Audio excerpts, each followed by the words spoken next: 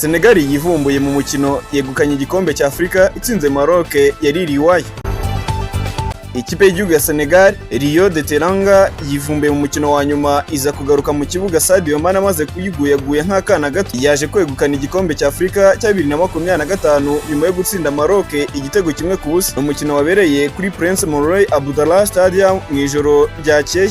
Mbere y'uko ukinwa habanje kuba ibirori byo gusoza irushanwa ku mugaragaro byitabiriwe n'umukinnyi wa filime w'umwongereza Idris Elba uherutse inaha kwita izina ingagi. Ibi birori kandi byasusurukijwe na Aisha Speed uri kuzenguruka ibihugu bitandukanye bya Afurika, aho yari yambaye ikirango cy'igikombe cya Afurika cya 2025 kiri mu ishusho y'intare. Amakipe yombi ntayashoboye kureba mu izamu, bituma igice cya mbere kirangira ari ubusa ku busa. Abakinnyi bajya kumva izindi nama n'impanuro z'abatoza ku ruhande rwa Pepe Tiwa utoza Senegal ndetse na Walid Regragui wa Maroc.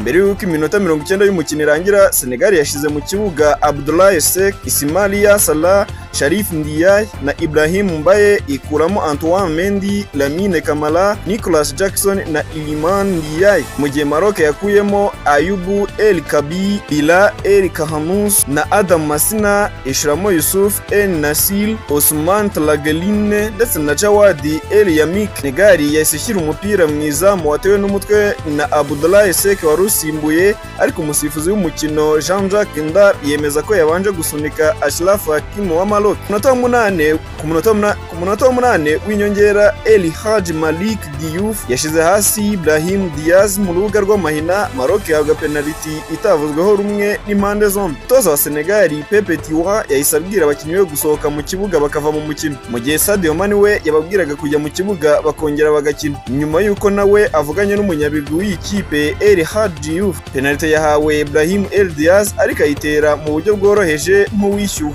ayishyira mu maboko y'umunyezamu Edouard Mendy. Hongereho iminota 30 yo kugira ngo izi mpande zombi hari habuze gica zikiranura. Ku munota wa 93 Pepe Gueye yashizemo igitego cya Senegal nyuma yo kwirukankana umupira agatera ishoti rikomeye mu izamu rya Maroc, ari nako byaje kurangira.